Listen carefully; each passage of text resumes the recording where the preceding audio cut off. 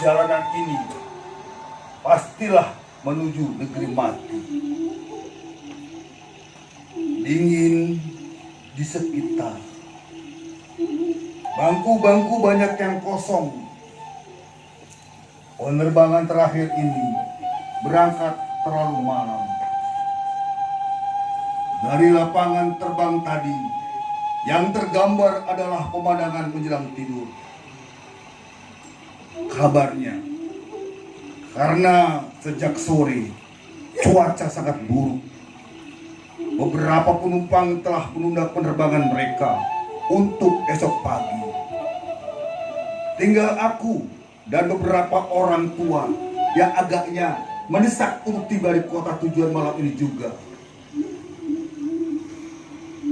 Tapi kekosongan yang kualami tak berlangsung lama. Udara dingin memang masih menusuk sampai tulang. Namun mataku juga berkedap-kedap hangat menerima ramesan cahaya. Lalu telingaku juga mendengar suara gendang bertalu-talu. Ramai sekali. Irama gendang itu mengiringi orang-orang berpakaian adat yang sedang menari. Tarian orang-orang itu pernah ku kenal. Tarian pengantar jenazah ke kuburan. Siapa yang meninggal? Siapa yang mati kali ini? Dia jalan. Biarkan dia lewat. Ku dengar suara-suara di sekitar. Suara-suara manusia yang rasanya pernah ku kenal dulu.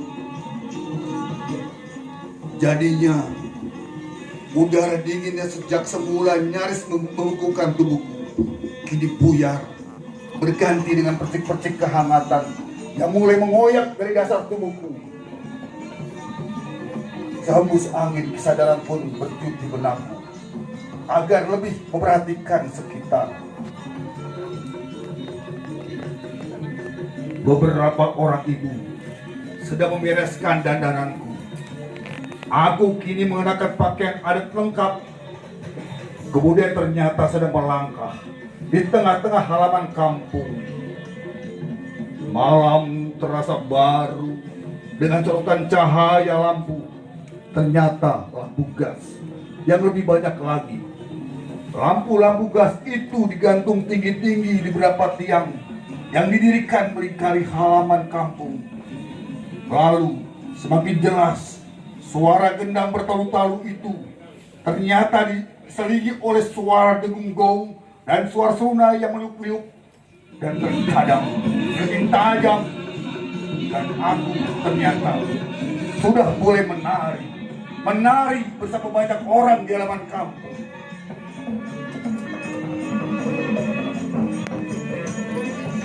Pada masa kecil, aku hanyalah seorang penonton yang tidak penting di antara para penonton lainnya. Ini lebih dari 20 tahun kemudian, kurasakan akulah yang menjadi pusat tontonan. Semua mata rasanya mengarah padaku. Semua mata rasanya mengikuti setiap gerak-gerik tarianku. Lalu tiap kali aku melakukan gerak lambang yang dilanjutkan dengan hentakan cepat sepasang kaki menginjak bumi, serentak mendengarkan teriakan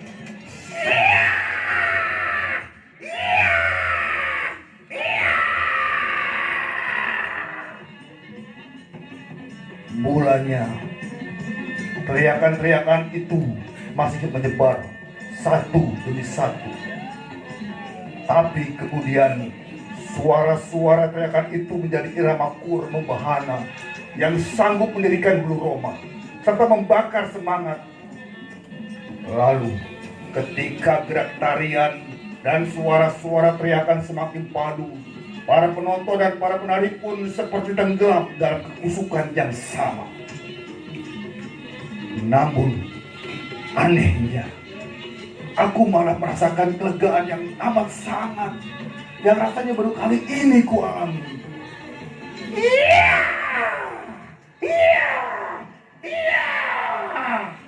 Dia telah datang dari jauh, kata seorang ibu yang kulalui ketika menari. kau yang malang. Kata ibu lainnya. Sekilas kulirik dalam pancaran cahaya lampu gas. Kedua ibu itu belum terlalu tua, paling jauh berusia 60, seperti ibuku. Tapi pakaian mereka yang berwarna hitam dan rambut mereka yang dibiarkan terurai panjang menambah usia mereka di dunia ini. Kurasakan pastilah mereka telah berabad di dunia ini, hanya menari untuk mengantar orang-orang mati dan mengeluarkan kata-kata yang sama kepada tiap pemuda yang sedang diarak memimpin upacara kematian di kampung ini.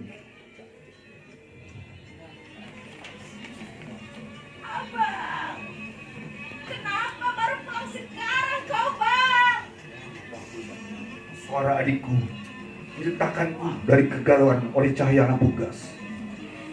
Terlalu kau, Bang. Tak pernah kau berkirim surat.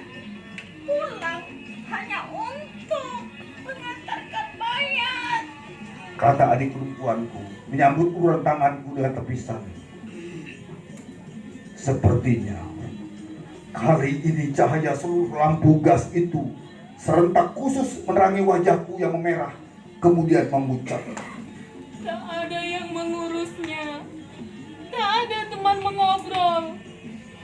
Kata kakak perempuanku. Ombak di danau sana jadi saksi bagaimana ia mencari kau di ujung pelabuhan itu. Kata abang sulungku, seraya memukul dadaku dengan telapak tangannya yang keras. Aku terhentak. Tarianku terasa terganggu. Kedua tangan dan kedua kakiku seperti enggan mengikuti teriakan-teriakan yang membahana di sekitar. Cahaya lampu gas itu pasti memperlihatkan kepada orang-orang bagaimana aku berkeringat dingin dan terkadang melangkah agak limbung. Ayo, jangan berhenti. Pusatkan pikiranmu. Beberapa teriakan kembali mempengaruhi kesadaranku. Kemudian aku pun mengikuti perintah suara-suara itu, mengumpulkan segenap kekuatan dan kembali menari. Kini menari dengan rasa penasaran di dada, ingin tahu siapa yang meninggal kali ini, siapa yang mati. Ayahkah? Tidak. 20 tahun yang lalu aku telah yakin ayah pastilah hidup abadi. Jadi mustahil tari yang kupimpin di halaman kampung yang diterangi cahaya lampu gas itu adalah untuk ayah. Ayah pastilah abadi karena selama hidup ia selalu menghadiri acara tarian-tarian mengantar orang mati untuk mengantarkan orang-orang lain. Ayah berkali-kali menjadi pemimpin acara tarian sejenis untuk memberangkatkan teman-teman seumurnya. Ayah pastilah abadi karena langit dan bumi menghendaki demikian. Tahun demi tahun terus berganti, generasi demi generasi terus berlanjut. Namun ayah masih tetap di puncak kekuasaannya sebagai ketua adat. Ayah pastilah abadi karena beberapa kecelakaan besar tak berhasil menghentikan kemauan hidupnya. Sudah 3 kali ayah lolos dari peristiwa tabrakan bus yang akhirnya menelan korban banyak penumpang lainnya. Kabarnya pada masa mudanya ayah beberapa kali lolos dari usaha keracunan yang direncanakan oleh lawan-lawan di meja judi. Ayah tak pernah kelihatan rapuh kecuali dalam sebuah surat yang dikirim oleh abangku ketika menginjak 5 tahun aku meninggalkan kampung halaman. Cok, ku dengar kabar di Jerman kau sempat jadi gelandangan, Cok. Kata seorang paman. Ada yang bilang kau pernah dipecat dari kapalmu di Jepang. Kata seorang bibi sambil memandang iba padaku. Lalu bermacam-macam komentar terdengar lagi, menjadi nada-nada lain bagi rama tarian yang kulakukan dengan segenap tenaga. Terkadang aku melompat, terkadang kedua tanganku seperti sepasang tangan seorang pemain silat yang sedang mempersiapkan kuda-kudanya sebelum menyerang musuh.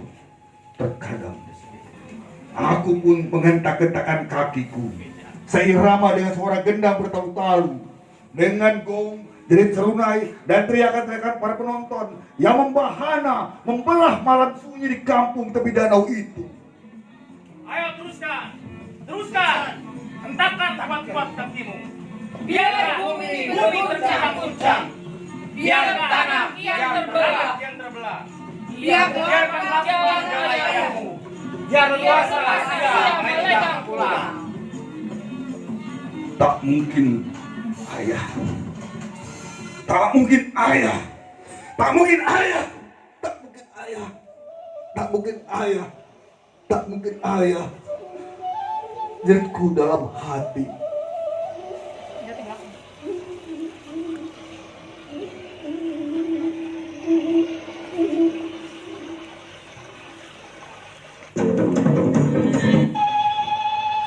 Lalu dua butir air mata hangat bergulir di pipiku yang dingin.